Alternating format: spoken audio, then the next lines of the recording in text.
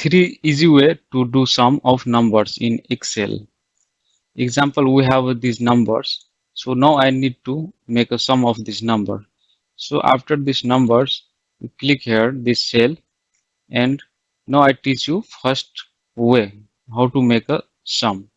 First way, first you go to this home option, then you can see here right side auto sum. Click here, then press enter button. This is your sum. Now I teach you second way how to make a sum. Here you write equal sum, open bracket, then select, then close bracket, then enter button. This is your total sum. Now another way, press alt plus equal, then enter button.